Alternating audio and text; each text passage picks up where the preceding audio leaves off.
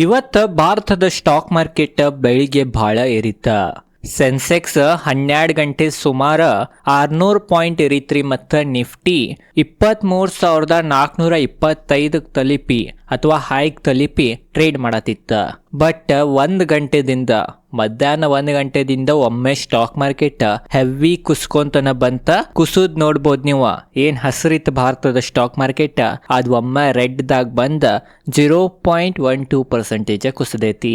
Nifty ನೋಡ್ಬೋದ 23,214 closing ಕೊಟ್ಟಿತ್ತ. ಈಗ ನಿಮ್ಗೆ ಅನಿಸ್ತಿರ್ಬೋದ ಕುಸಿತ ನೋಡ್ರೆ ಏನ್ ಭಾಳ ಕಡಿಮೆ ಐತ್ಲಾ, ಅಷ್ಟೇನ್ ಹೆಚ್ಚು ಕುಸಿತ ಇಲ್ಲ ಅಂತ ಅನಿಸ್ತಿರ್ಬೋದ. ಬಟ್ ಈ ಚಾರ್ಟ್ ನೋಡ್ರಿ ನೀವು, ಮಾರ್ಕೆಟ್ ಎಲ್ಲಿತ್ತ ಮತ್ತು ಈಗ ಎಲ್ಲಿ ಬಂದೈತಿ, ಒಮ್ಮೆ ಈ ಥರ ಕುಸಿದೈತ್ರಿ 1 ರಿಂದ 2 ಗಂಟೆನ್ಯಾಗ. ಅದ ಕಾರಣ ಮಾರ್ಕೆಟ್ ಯಾಕೆ ಈ ಥರ ಕುಸಿತ, ಇವತ್ತು ಭಾರತದ ಮಾರುಕಟ್ಟೆದ ಪರ್ಫಾರ್ಮೆನ್ಸ್ ಏನಿತ್ತು ಅಂತ ಎಲ್ಲ ಡೀಟೇಲ್ದಾಗ ಸರಳವಾಗಿ ನಾವು ತಿಳ್ಕೊಳ್ಳೋಣ. ನೋಡ್ರಿ, ಇವತ್ತು ನಾವು ನಿಫ್ಟಿದ ಪರ್ಫಾರ್ಮೆನ್ಸ್ ನೋಡ್ರ, ನಿಫ್ಟಿ ನೋಡ್ಬೋದು ನೀವು 0.01% ಕುಸಿದೈತಿ. ನಿಫ್ಟಿದಾಗೇನು 50 ಕಂಪ್ನಿಗಳು ಇದ್ದಾವ. ಅವ 50 ಕಂಪ್ನಿದಾಗ 34 ಕಂಪ್ನಿಗಳು ಕುಸಿಯತ್ತಿದ್ದು, 14 ಕಂಪ್ನಿಗಳು ಮಾತ್ರ ಏರಾತಿದ್ದು. ಮತ್ತು ನೀವು ನಿಫ್ಟಿದ ಹೀಟ್ ಮ್ಯಾಪು ನೋಡ್ಬೋದು, ಯಾವ್ಯಾವ ಕಂಪ್ನಿಗಳು ಏರಿದಾವ, ಯಾವ ಕಂಪ್ನಿಗಳು ಕುಸಿದಾವಂತ. ಟಾಪ್ ಗೇನರು ನೋಡ್ರಿ, ಟಾಪ್ ಲೂಸರು ನೀವು ನೋಡ್ಬೋದ. ಅದೇ ಥರ ನಾವು ಬ್ಯಾಂಕ್ ನಿಫ್ಟಿದ ಪರ್ಫಾರ್ಮೆನ್ಸ್ ನೋಡ್ರೆ, ಬ್ಯಾಂಕ್ ನಿಫ್ಟಿನೂ ನೋಡ್ಬೋದು 0.17% ಕುಸದೈತ್ರಿ. ಬ್ಯಾಂಕ್ ನಿಫ್ಟಿದನು ಪರಿಸ್ಥಿತಿ ನೀವು ನೋಡ್ಬೋದು. ಬ್ಯಾಂಕ್ ನಿಫ್ಟಿನೂ 55,500 ಸಮೀಪದು ಟ್ರೇಡ್ ಆಗತ್ತಿತ್ತು. ಅದು ಒಮ್ಮೆ ಮತ್ತು ಬಿದ್ದ 55,100ಕ್ಕೆ ಬಂತ್ರಿ. 0.17% ಕುಸದೈತಿ. ಬ್ಯಾಂಕ್ ನಿಫ್ಟಿದಾಗೂ ಏನು 14 ಕಂಪ್ನಿಗಳಿದಾವ. ಅದ್ರಾಗ 4 ಕಂಪ್ನಿಗಳು ಪಾಸಿಟಿವ್ ಇದ್ದು, 10 ಕಂಪ್ನಿಗಳ ನೆಗೆಟಿವ್ ಇದ್ದು. ಬ್ಯಾಂಕ್ ನಿಫ್ಟಿದನು ಹೀಟ್ ಮ್ಯಾಪ್ ನೀವು ನೋಡ್ಬೋದಾ. ಟಾಪ್ ಗೇನರ್ ನೋಡ್ರಿ ಮತ್ತು ಟಾಪ್ ಲೂಸರು ನೀವು ನೋಡ್ಬೋದಾ. ಅದೇ ಥರ ನಾವು ಸೆನ್ಸೆಕ್ಸದ ಪರ್ಫಾರ್ಮೆನ್ಸ್ ನೋಡ್ರೆ, ಸೆನ್ಸೆಕ್ಸದನು ಪರ್ಫಾರ್ಮೆನ್ಸ್ ಅದೇ ಥರನೇ ಇತ್ರಿ. ನೋಡ್ಬೋದು ನೀವು, ಬೆಳಿಗ್ಗೆ ಒಳ್ಳೆ ಓಪನ್ ಆತ ಮತ್ತು ಕಂಟಿನ್ಯೂ ಹೇಳ್ಕೊಂತಾನೆ ಹೋಗ್ತಾ. ಬಟ್ 12ರ ನಂತರ ಸೆನ್ಸೆಕ್ಸ್ನಾಗನು ಒಮ್ಮೆ ಕುಸಿತ ಕಂಡು ಬಂತ. ಮಿಡ್ ಕ್ಯಾಪ್ ಇಂಡೆಕ್ಸನ್ನು ನೋಡ್ಬೋದ 1.33% ಡೌನ್ ಐತಿ. ಸ್ಮಾಲ್ ಕ್ಯಾಪ್ ಇಂಡೆಕ್ಸ್ನು 1.15% ಡೌನ್ ಐತಿ. ಲಾರ್ಜ್ ಕ್ಯಾಪ್ ಕಂಪ್ನಿಗಳು ಇವತ್ತು ಹೆಚ್ಚು ಬಿದ್ದಿಲ್ಲ, ಹಾಯ್ದಿಂದ ಭಾಳ ಬಿದ್ದಾವ. ಬಟ್ ನಾರ್ಮಲ್ ಕುಸಿತ ನೋಡ್ರೆ ಭಾಳ ಕುಸಿತ ಇಲ್ಲ. ಬಟ್ ಮಿಡ್ ಕ್ಯಾಪ್ ಮತ್ತು ಸ್ಮಾಲ್ ಕ್ಯಾಪ್ 1% ಮೇಲೆ ಕುಸಿದ್ರಿಂದ ಇವತ್ತು ಹೂಡಿಕೆದಾರರ ಪೋರ್ಟ್ಫೋಲಿಯೋ ಭಾಳ ನೆಗೆಟಿವ್ ಇರ್ಬೋದಂತ ನನಗನ್ನಿಸ್ತೈತ್ರಿ. ಅದೇ ಥರ ನಾವು ಸೆಕ್ಟರಲ್ ಪರ್ಫಾರ್ಮೆನ್ಸ್ ನೋಡ್ರೂ ನೋಡ್ಬೋದು ನೀವು. ಆಟೋ ಇಂಡೆಕ್ಸ್ 0.74% ಬಿದ್ದೈತಿ. ಬ್ಯಾಂಕ್ ನಿಫ್ಟಿ 0.17% ಬಿದ್ದೈತ್ರಿ. ಫೈನಾನ್ಷಿಯಲ್ ಸರ್ವಿಸಸ್ ಗ್ರೀನ್ ಇತ್ತು ಇವತ್ತು, ಬಟ್ ಭಾಳ ಗ್ರೀನ್ ಇಲ್ಲ. ನೋಡ್ಬೋದು ನೀವು 0.21%. ಅದೇ ಥರ FMCG ಪಾಸಿಟಿವ್ ಇತ್ತು, 0.05% ಪಾಸಿಟಿವ್ ಇತ್ತು. FMCG ಯಾಕೆ ಪಾಸಿಟಿವ್ ಇತ್ತು ಅಂತಂದ್ರೆ, ಇದಕ್ಕೆ ಡಿಫೆನ್ಸಿವ್ ಸೆಕ್ಟರ್ ಅಂತೇವೆ ನಾವು. ಕೆಟ್ಟ ಸಮಯದಾಗ ಇಂಥವು ಸೆಕ್ಟರ್ಗಳು ಭಾಳ ಒಳ್ಳೆ ಪರ್ಫಾರ್ಮ್ ತೋರಿಸ್ತಾವ. ಅದರದನ್ನ ಪರಿಣಾಮ ಇವತ್ತು ನಿಫ್ಟಿ FMCGನೇ ಕಾಣಿತ್ತ. ಅದ ಕಾರಣ FMCG ಸೆಕ್ಟರ್ ಇವತ್ತು 1%ಗಿಂತ ಹೆಚ್ಚೈತಿ. IT ಭಾಳ ಕೆಟ್ಟ ಪರಿಸ್ಥಿತಿ ಇತ್ತು ಇವತ್ತನು IT 0.83% ಕುಸಿದೈತಿ. ಅದ ಕಾರಣ IT ಅದು ಕುಸಿಯತೈತಿ ಏನಂತ ಅದ್ರ ಬಗ್ಗೆನೂ ಮುಂದೆ ತಿಳ್ಕೊಳ್ಳೋಣ. ಮೀಡಿಯಾ ಇಂಡೆಕ್ಸ್ 2.36% ಕುಸಿದೈತಿ. ಮೆಟಲ್ನು 1.70% ಕುಸಿದೈತಿ. ಫಾರ್ಮಾ 0.5% ಕುಸಿದೈತಿ, 0.53%. PSU ಬ್ಯಾಂಕ್ 1.39% ಕುಸಿದೈತ್ರಿ. ಮತ್ತು ನಿಫ್ಟಿ ರಿಯಾಲಿಟಿ 1.74% ಕುಸಿದೈತಿ. ಪ್ರೈವೇಟ್ ಬ್ಯಾಂಕ್ 0.72% ಕುಸಿದೈತಿ. ನನಗೆ ಮೊನ್ನೆ ನಂದೊಬ್ರು ಸಬ್ಸ್ಕ್ರೈಬರ್ PSU ಬ್ಯಾಂಕ್ನಾಗ ಯಾವ್ಯಾವ ಸ್ಟಾಕ್ಗಳು ಇರ್ತಾವ ಸ್ವಲ್ಪ ತಿಳಿಸ್ರಿ ಅಂತಂದಿರ. ಅದ ಕಾರಣ ನೋಡ್ಬೋದು ನೀವು, ಇವೆಲ್ಲ PSU ಬ್ಯಾಂಕ್ನಾಗ ಇದಾವ್ರಿ. ಇವ PSU ಕಂಪ್ನಿಗಳ ಅಥವಾ PSU ಇಂಡೆಕ್ಸ್ ಇವ ಸ್ಟಾಕ್ದಿಂದ ರೆಡಿ ಆಗೈತಂತ ನಾವು ಅನ್ಬೋದು. ಅದೇ ಥರ ನಾವು ಹೆಲ್ತ್ ಕೇರ್ ಇಂಡೆಕ್ಸ್ ಪರಿಸ್ಥಿತಿ ನೋಡ್ಬೋದು. ಇವತ್ತು 0.38% ಡೌನ್ ಇತ್ತು. ಕನ್ಸ್ಯೂಮರ್ ಡ್ಯೂರೇಬಲ್ಸ್ 1.16% ಡೌನ್ ಐತಿ. ಆಯಿಲ್ ಆ್ಯಂಡ್ ಗ್ಯಾಸ್ 1.48% ಡೌನ್ ಐತಿ. ಕೆಮಿಕಲ್ 0.13% ಪಾಸಿಟಿವ್ ಐತಿ. ಅದ ಕಾರಣ ಓವರ್ ಆಲ್ ಸೆಕ್ಟರಲ್ ಪರ್ಫಾರ್ಮೆನ್ಸ್ ನೋಡ್ರಿ ಇವತ್ತು ಎಲ್ಲಕ್ಕಿಂತ ಹೆಚ್ಚು ನೆಗೆಟಿವ್ನೇ ಇತ್ತು. ಎಲ್ಲ ಭಾಳ ರೆಡ್ನೇ ಇದ್ದಾವ, ಅದು ಭಾಳ ಡೀಪ್ ರೆಡ್ನಾಗ ಇದ್ದಾವಂತ ನಾವು ಅನ್ಬೋದು. ಅದ ಕಾರಣ ಇವತ್ತು ಮಾರ್ಕೆಟ್ನಾಗ ಭಾಳ ಬೆರಿಶ್ನೆಸ್ ಇತ್ತಂತ ನಮಗೆ ಗೊತ್ತಾಗ್ತೈತಿ.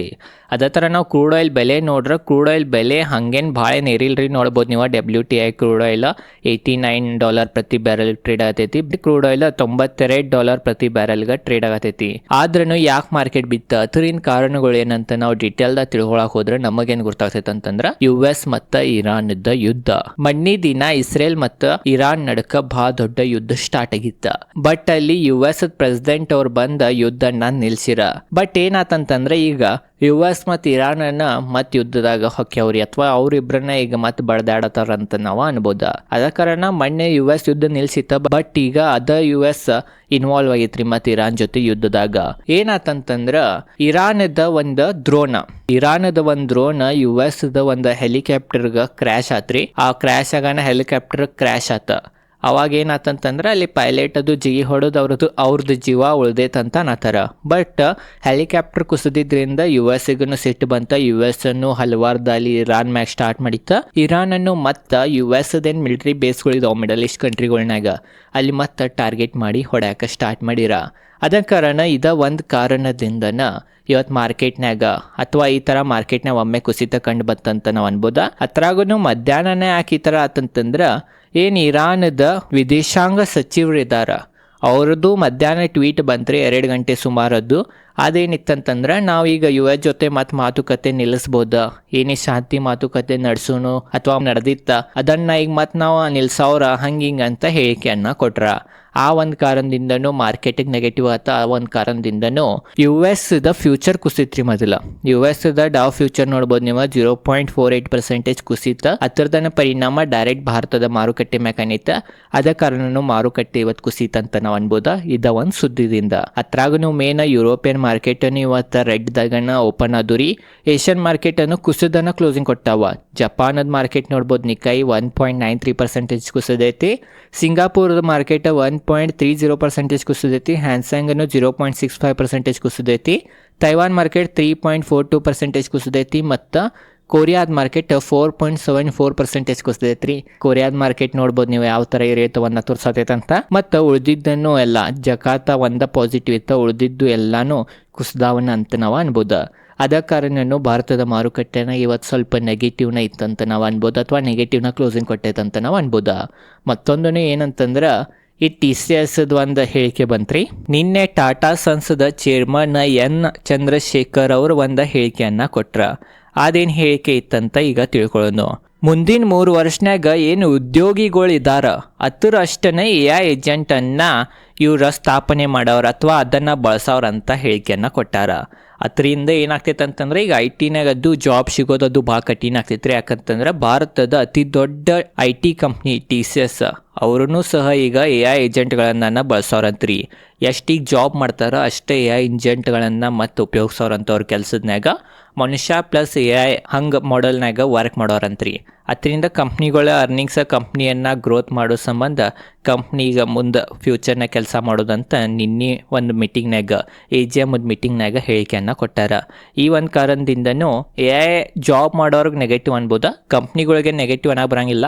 ಯಾಕಂತಂದ್ರೆ ಕಂಪ್ನಿಗಳದ ಮೇನ್ ಉದ್ದೇಶ ಏನಿರ್ತೈತೆ ಅಂತಂದ್ರೆ ಜಾಬ್ ಹೋಗಲಿ ಬರಲಿ ಏನೂ ನೋಡಂಗಿಲ್ಲ ರೀ, ಕಂಪ್ನಿದು ಮಾರ್ಜಿನ್ ಒಳ್ಳೇದಿರ್ಬೇಕು. ಕಂಪ್ನಿದು ಮಾರ್ಜಿನ್ ಏನ್ರೆ ಒಳ್ಳೇದಾಗತ್ತಿತ್ತಂತಂದ್ರೆ ಅದು ಸ್ಟಾಕ್ ಮಾರ್ಕೆಟಿಗೆ ಪಾಸಿಟಿವ್ನ ಅಂತ ನಾವು ಅನ್ಬೋದು. ಅದೇ ಥರ ನಾವು ಪೆಟ್ರೋಲ್ದು ಉದಾಹರಣೆ ತೊಗೊಂಡ್ರೆ ಪೆಟ್ರೋಲ್ ಪ್ರೈಸ್ ಏರಿತ್ತಂತಂದ್ರೆ ನಾವು ನೆಗೆಟಿವ್ ಅಂತೀವಿ. ಬಟ್ ಪೆಟ್ರೋಲ್ದು ಕಂಪ್ನಿಗಳಿಗೆ ನಾವು ಪಾಸಿಟಿವ್ ಅಂತ ಕನ್ಸಿಡರ್ ಮಾಡ್ತೀವಿ ರೀ ಸ್ಟಾಕ್ ಮಾರ್ಕೆಟ್ದಾಗ. ಯಾಕಂದ್ರೆ ಪೆಟ್ರೋಲ್ ಪ್ರೈಸ್ ಏರಿತ್ತಂತಂದ್ರೆ ಇವ್ರ ಮಾರ್ಜಿನು ಇರ್ತೈತಂತ.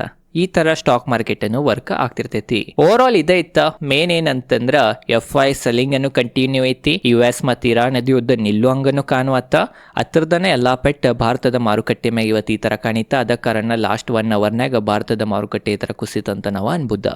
ಓವರ್ ಆಲ್ ಇದೇ ಇವತ್ತಿನ ವಿಡಿಯೋ ಚೊಂಡು ಲೈಕ್ ಮಾಡ್ರಿ. ಇದೇ ಥರ ಸ್ಟಾಕ್ ಮಾರ್ಕೆಟ್ ರಿಲೇಟೆಡ್ ಕನ್ನಡದಾಗ ವಿಡಿಯೋ ಮಾಡ್ತಿರ್ತೀನಿ. ನಿಮ್ಮ ಪೋರ್ಟ್ಫೋಲಿಯೋದ ಪರಿಸ್ಥಿತಿ ಏನೈತೆ ಅಂತಾನು ಕಮೆಂಟ್ ಸೆಕ್ಷನ್ ತಿಳಿಸ್ರಿ. ಧನ್ಯವಾದಗಳು.